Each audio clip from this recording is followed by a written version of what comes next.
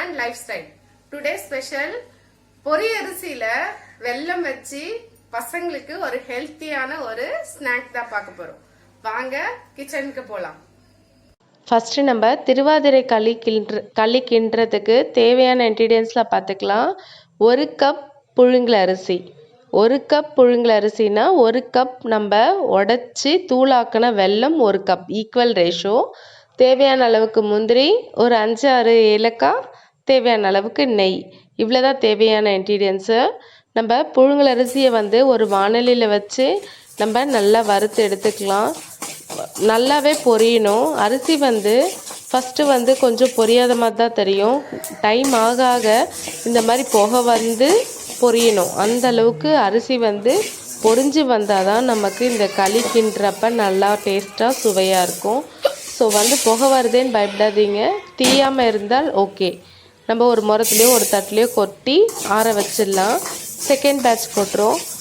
நாங்கள் அதை 1 கப்பையே 2 வாட்டி தான் நாங்கள் வறுத்தோம். ஸோ பொரியரிசி வறுக்கிற மட்டை எப்பயுமே மொத்தமாக வறுக்காதீங்க. கொஞ்சம் கொஞ்சமாக போட்டு வறுத்திங்கன்னா தான் ஒவ்வொரு அரிசியும் நமக்கு நல்லா இந்த மாதிரி பொரிஞ்சு நல்லா வரும். நம்ம பாருங்கள், ஒரு அரிசி கூட பொரியாமல் இருக்காது. அந்த அளவுக்கு பொரிஞ்சு வந்திருக்கும். ஸோ எந்த கப்பில் நம்ம அரிசி எடுத்தோமோ அந்த கப்பில் நமக்கு 1க்கு 3. 1 கப் அரிசினா 3 கப் தண்ணி. ஸோ அந்த கப்பில் 3 கப் தண்ணி நாங்கள் ஒரு பாத்திரத்தில் வச்சு கொதிக்க வச்சுக்கிறோம். கொதிக்கணுன்ட்டு இல்லை, நம்ம இந்த வெல்லத்தில் இருக்கிற அந்த மண்ணெல்லாம் போகணும். அதுக்காண்டியே தான் கொஞ்சம் ஹீட் ஆகட்டும். அதுங்காட்டியும் நம்ம இந்த பொரியரிசி ஆறிடுச்சு. இதை ஒரு மிக்ஸி ஜாருக்கு ட்ரான்ஸ்ஃபர் பண்ணிவிட்டு ஏலக்காய் வச்சுருந்தோம் இல்லையா, ஏலக்காய் பாருங்கள் சூடு இல்லை. கையில் எடுத்தால் சூடு இருக்கக்கூடாது. ஏலக்காய் ஒரு 4லேருந்து ஒரு 5-6 ஏலக்காய் கூட போடலாம். ஸோ ஏலக்காய் இதோடவே போட்டு நம்ம அரைச்சிக்கினா தான் நமக்கு வாசனை நல்லா ஃப்ளேவர் கொடுக்கும். ஸோ நான் இன்னும் 2 ஏலக்காய் போட்டுக்கிறேன். 6-7 ஏலக்காய் போடலாம். போட்டுட்டு இதனோட மிக்சியில் அரைச்சி நல்லா ஃபைன் பவுடராகவே அரைச்சி எடுத்துக்கலாம். ஆக்சுவலி நம்ம பொரியரிசி நல்லா பொரியணும். பொரிஞ்சு நமக்கு டப்பு டப்புன்னு வெடிக்கிறப்ப தான் நம்ம கேஸ் ஆஃப் பண்ணணும்.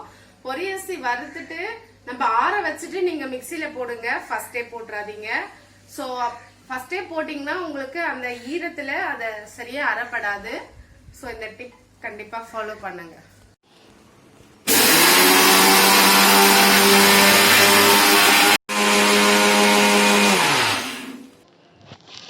பாருங்கள், நம்ம வச்ச தண்ணி அதுங்காட்டி சலச்சலன்னு நல்லா கொதிக்குது. இந்த ஸ்டேஜில் நம்ம வெல்லத்தை கொட்டிக்கலாம். நம்ம இது நம்ம அது வெல்லத்தில் இருக்கிற அழுக்கெல்லாம் எடுக்கிறதுக்கு தான் நம்ம மேலே இருத்துக்கலாம். ஸோ வெல்லம் கொஞ்சம் கரையட்டும். கரைஞ்ச பிறகு நம்ம இதை தான் நம்ம ட்ரான்ஸ்ஃபர் பண்ணிக்க போகிறோம். நம்ம இதுலேயே நம்ம செய்ய போகிறது இல்லை. ஸோ வெல்லம் நல்லா கரையட்டும். நல்லா பாகு வெல்லமாக இருந்தால் இதுக்கு நல்லா டேஸ்ட்டாக இருக்கும்.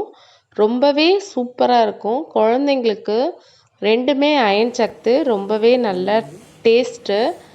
குழந்தைங்களும் நல்லா லைக் பண்ணி சாப்பிடுவாங்க, வேண்டான்னு சொல்ல மாட்டாங்க. அரிசி தானே, ஒன்றும் ப்ராப்ளம் இல்லை.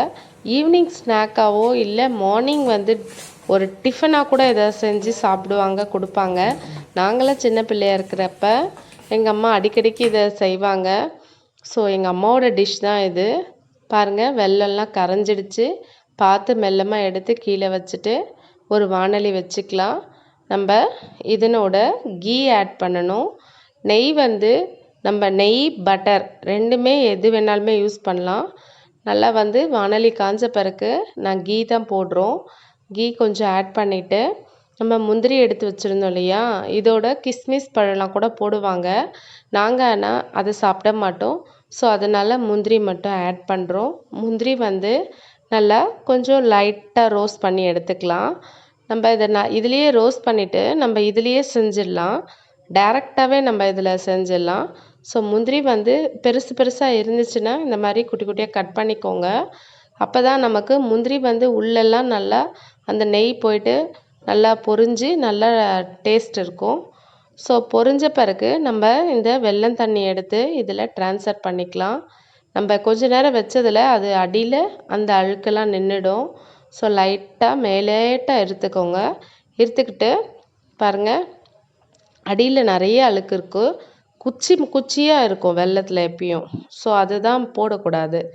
அதுக்கப்புறம் நம்ம மாவை அரைச்சி வச்சுருந்தோம் இல்லையா மிக்சியில், அதை ட்ரான்ஸ்ஃபர் பண்ணிக்கணும். கொஞ்சம் கொஞ்சமாக பார்த்து கொஞ்சம் கொஞ்சமாக கொட்டிக்கோங்க. ரொம்ப கட்டி தட்டிடும். பார்த்து கேர்ஃபுல்லாக ஹேண்டில் பண்ணுங்கள். இந்த டைமில் கேஸை சிம்மில் வச்சுருங்க. அப்போ தான் நமக்கு செய்கிறப்ப கொஞ்சம் ஈஸியாக இருக்கும். கேஸ் வந்து ஃபுல் ஃப்ளேமில் இருந்துச்சுன்னா பெரிய பெரிய கட்டியாக தட்டிடும்.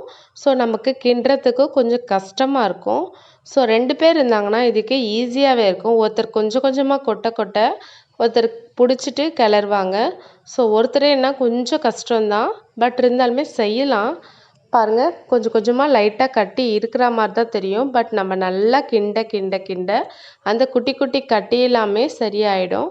பாருங்கள், நான் ஸ்கிப் பண்ணாமல் காட்டுறேன். பார்த்துட்டே இருக்க சொல்லுவேன். அந்த கட்டியெல்லாம் காணாமல் போயிடுச்சு. நல்லாவே நமக்கு கட்டி இல்லாமல் நல்லா வந்துடும். ஸோ இது வந்து நம்ம கேஸ் ஸ்லோவில் சிம்மில் இருந்தால் மட்டும்தான் இது நம்மளால் செய்ய முடியும். ஹை ஃப்ளேமில் இருந்துச்சுன்னா ரொம்ப கட்டி ஆகிடும். நம்ம பொரியரிசி மாவை வந்து தண்ணியில கொட்டுறப்ப மேல டப்பு டிப்புன்னு தெளிக்கும். அந்த டைம் கொஞ்சம் கேர்ஃபுல்லா பார்த்து செய்யுங்க. ஓகே, வேணும்னா நம்ம இதில் வாணலியில் ஒட்டாமல் இருக்கிறதுக்கு இன்னும் கொஞ்சம் கீ ஆட் பண்ணிக்கிறோம். பாருங்கள், கொஞ்சம் கூட ஒட்டவே ஒட்டாது. கொஞ்சம் கீ எக்ஸ்ட்ரா ஊற்றினா தான் இதுக்கு நல்லாயிருக்கும். இதனோட இந்த கொப்பரை தேங்காய்ன்னு சொல்லுவாங்க இல்லையா, அந்த தேங்காய் இருந்தாலுமே கூட இதோட ஆட் பண்ணி குட்டி குட்டியாக கட் பண்ணி கூட நம்ம வெல்லம் தண்ணி கொதிக்கிறப்ப போட்டுக்கலாம். பாருங்கள், இன்னும் கொஞ்சம் நெய் விட்டுக்கலாம். கொஞ்சம் நெய் எக்ஸ்ட்ரா தான் தேவைப்படும் இதுக்கு. ஸோ இந்த வெல்லம், இந்த நெய், இந்த பொரியரிசி மாவு, இந்த டேஸ்ட்டு வந்து ஒன்ஸு சாப்பிட்டிங்கன்னா இன்னொரு டைம் சாப்பிட்ணுன்னு தோணும். அவ்வளோ சூப்பரான காம்பினேஷன் இது. நம்ம இந்த கொப்பரை தேங்காவை குட்டி குட்டியாக கட் பண்ணி வெல்லம் தண்ணி கொதிக்க வச்சோம் இல்லையா, அந்த ஸ்டேஜில் அதில் கொட்டி தேங்காவை நம்ம கொஞ்சம் வேக விட்டு அதுக்கப்புறம் நம்ம இந்த மாவை ஆட் பண்ணி செய்யலாம். பட் இந்த கொப்பரை தேங்காய் எங்கள்கிட்ட இல்லை, அதனால நாங்கள் இப்படியே செஞ்சிட்டோம். ஸோ இதுவுமே நல்லா தான் இருக்கும். ரொம்பவே டேஸ்ட்டாக இருக்குங்க. பசங்களுக்கு ரொம்ப ரொம்ப ஹெல்த்தியான டிஷ்ஷும் கூட இது. பாருங்கள், எடுக்கிறப்ப கொஞ்சம் கூட ஒட்டாமல் அழகாக வரணும். ஸோ கேசரி மாதிரி நமக்கு நல்லா அழகாக ஒட்டாமல் இருக்கும். நம்ம நெய் கொஞ்சம் எக்ஸ்ட்ரா தான் தேவைப்படும். பாருங்கள், இதை அப்படியே ஒரு பிளேட்டில் போட்டோம்னா அழகாயிடும். சூப்பரான திருவாதிரை களி ரெடி ஆகிடுச்சு. வித்தின் 10 மினிட்ஸ் 10 மினிட்ஸ்லேயே ஈஸியாக செஞ்சியாச்சு திருவாதிரை களி. ரொம்பவே சிவனுக்கு உகுந்தது இது. அவ்வளவுதான் நம்மளோட சூப்பரான பொரியரிசி மாவுல செய்யக்கூடிய வெல்லம் உக்கிலி ரெடி ஆயிடுச்சு. ரொம்பவே டேஸ்டா இருக்கு. சோ இதை ட்ரை பண்ணுங்க. இது எல்லாருக்கும் யூஸ்ஃபுல்லான ஒரு விஷயமா இருக்கும்னு நான் நினைக்கிறேன். திடீர்னு ஒரு ஸ்நாக் செய்யணும் அப்படின்னா வெறும் வெல்லம் அரிசி இருந்தாலே போதும். இதை ஈஸியா செஞ்சு முடிச்சிடலாம். இந்த வீடியோ உங்களுக்கு பிடிச்சிருந்தா லைக் பண்ணுங்க, ஷேர் பண்ணுங்க, கமெண்ட் பண்ணுங்க, சப்ஸ்கிரைப் பண்ணுங்க. தேங்க்யூ ஃபார் வாட்சிங். பாய். இந்த வீடியோவை இவ்வளவு பொறுமையாக பார்த்துருந்த எல்லாருக்கும் ரொம்பவே தேங்க்ஸ். இதோட வேற ஒரு நல்ல வீடியோவோட நான் உங்களை பார்க்குறேன். தேங்க்யூ ஃபார் வாட்சிங். பாய்.